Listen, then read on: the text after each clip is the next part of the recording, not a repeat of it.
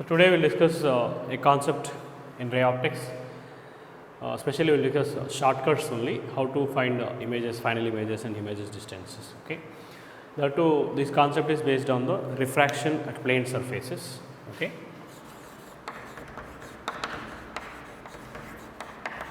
Refraction at plane surfaces. Okay. So there is a predefined formula, derived formula. That formula is nothing but if a light ray is going from his interface here mu1, mu2, now here is object placed, then definitely light ray will go from medium 1 to medium 2. Then where is the image is formed? That image is formed somewhere in the second medium or first medium, whatever it may be, that depends on the nature of refractive indices here. Okay. Mu2 by V minus mu1 by U is equals to mu2 minus mu1 by R. This is the refraction formula at any surface, but for plane surfaces R tends to infinity. That's the reason. That is what plane surfaces. Okay. So you will get mu2 by V is equals to mu1 by U, or otherwise we will get some formula V equals to mu2 by mu1 into U. Okay. So this is the final formula of image distance equals to refractive index of the second medium divided by refractive index of the first medium into object distance. Okay. Now there is a concept of real and apparent depths, real depth and apparent depth, like one single refraction taking place, like that they will ask you. Okay. For example, if you consider this is a liquid or some medium of refractive index mu2 and this is another medium of refractive index mu1, and here one object is placed, right, then definitely the light rays will be diverging. Okay. I am considering mu2 is greater than mu1, that is what the light ray is going from rarer to denser. Okay. First concept it is first it is rarer to denser. That means the object is placed in the rarer medium and the object is being watched from the denser medium. Now you know very well at these points these are the normals drawn. Now whenever a light ray is going from rarer to denser, it has to bend towards the normal. Okay. And here also it has to bend towards the normal. Okay. Now if you extend this, so they will meet somewhere. So this is the point where they are meeting. Okay. So elongation of this refracted rays is meeting here. So this is called as image here. Okay. But these refracted rays are not actually starting from here. That's the reason it is virtual image. Okay. Virtual image. Okay. That is what I. And this is object and real object. Okay. Real object. And it is very clear. Let us consider this is point A. Now AO is a real height, that is what object height. Now AI is apparent height. Okay. So we can prove this from this formula that V equals to mu2 by mu1 into U. Okay. That AI, that is what this height of the image from the point, that is what from this point A, AI equals to AO into mu2 by mu1. Okay. Otherwise this is nothing but V is equals to mu2 by mu1 into U. And remember this V is greater than U here because mu2 is greater than mu1. So mu2 by mu1 is greater than 1. That's the reason V is greater than U. That means here in this case the apparent is greater than actual. Apparent is greater than actual. Actually the object is located at O which is at AO, and AO is less than that of AE. Okay, that's the reason apparent is greater than actual in case when the object is placed in the rarer medium. That means what, the light ray is going from rarer to denser medium. Okay. Now from the reversibility of light ray, okay, from the reversibility of light ray, we can say that if these rays like they are reversed, then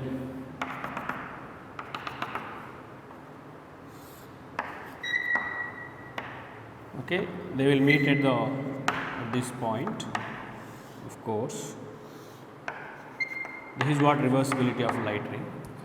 Okay, corresponding object, the real object is placed at somewhere. Okay, but if you elongate this refracted rays, then they will meet at this point. Okay, they are not actually meeting here. Okay, their elongation is only meeting there. So this is what virtual object, and this is a real image.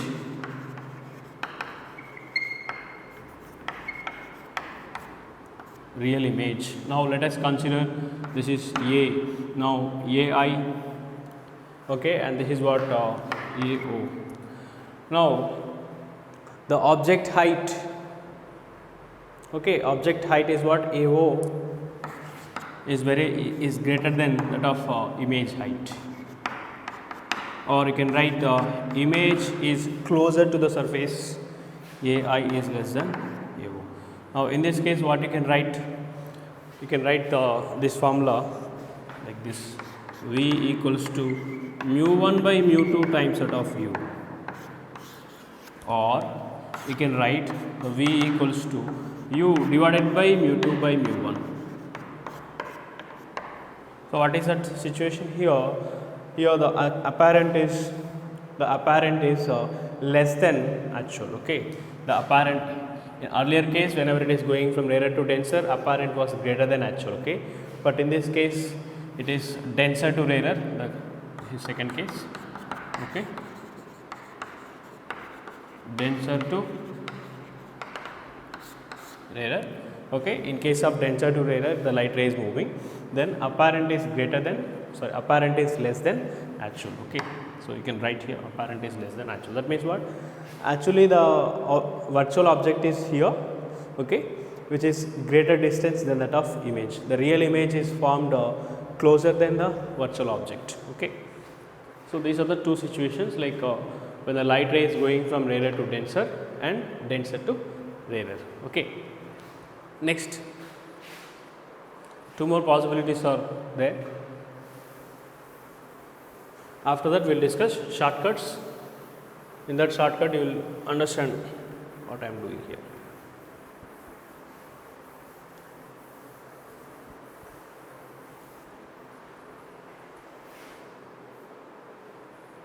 Okay. Next, third case, denser to rarer we are discussing.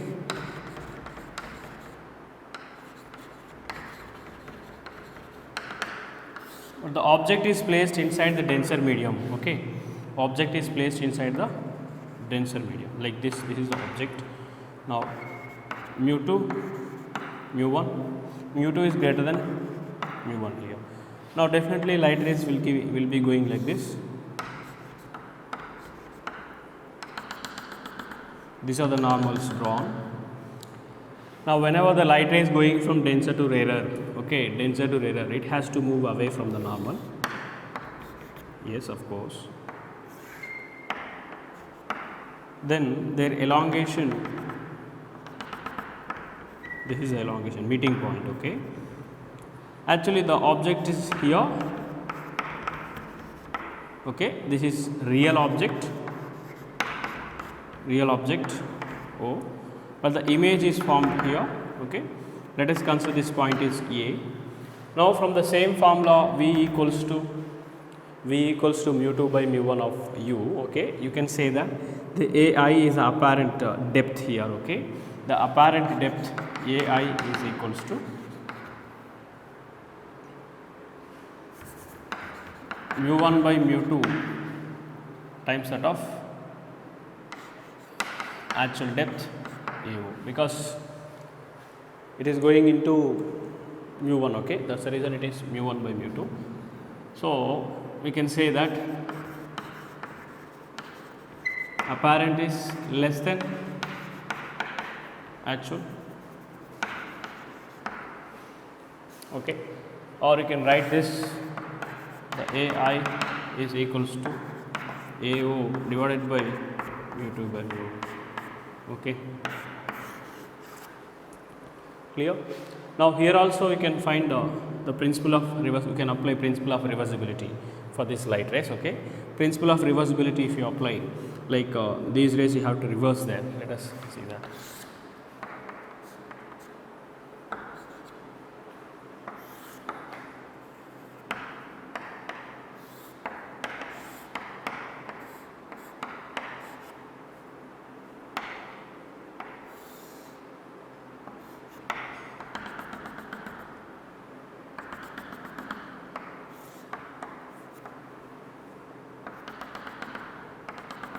So they will meet here, okay. The real image is formed here. The real image is formed, okay, but virtual object is here, okay. This object is virtual. Now what is the situation here? The apparent, that means what, the image depth, okay, V is equals to mu 2 by mu 1 times that of object depth, or you can write this same thing, that is AI is equals to AO multiplied with the mu 2 by mu 1, okay. But here the situation is rarer to denser, no?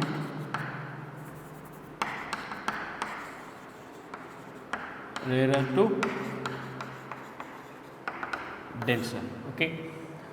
So finally you can conclude in two ways. If the light ray is going from rarer to denser, then the apparent will be greater than that of actual.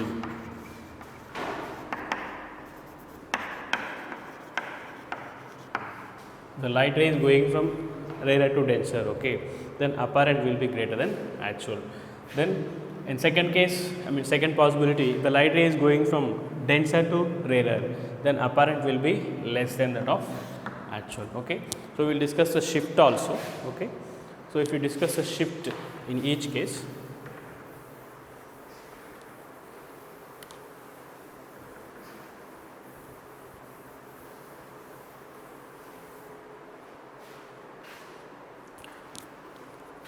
okay.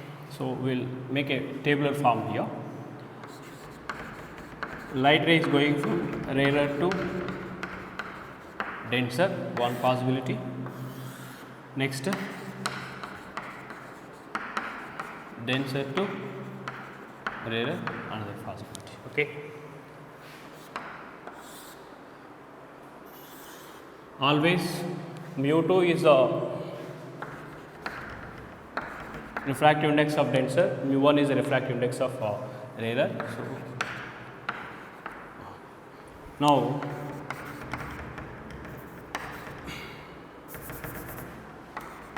the apparent in case of rarer to denser, it is equals to mu 2 by mu 1 times that of actual, that is V greater than U, okay. You can write here shift, that shift is nothing but V minus U, okay, okay, V minus U, but V equals to mu 2 by mu 1 of U.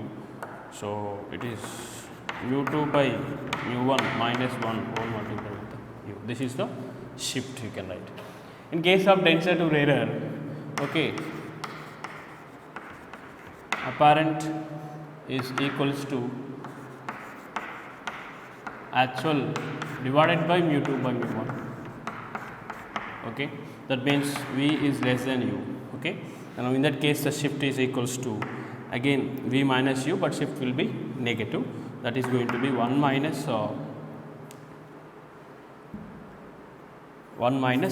mu 1 by mu 2 multiplied with the U. So this is the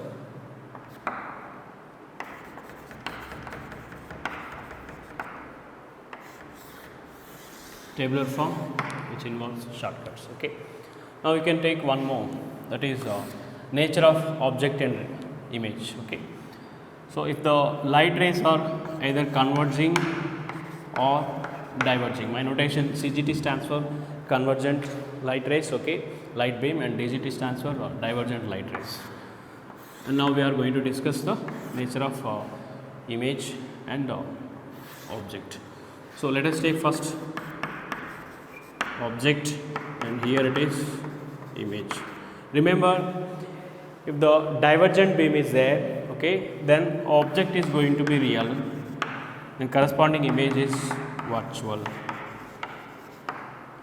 If it is a divergent beam, okay, then object is going to be real, okay, and image is going to be virtual. Divergent beam means from a point the light rays will be going away from a single point. Okay.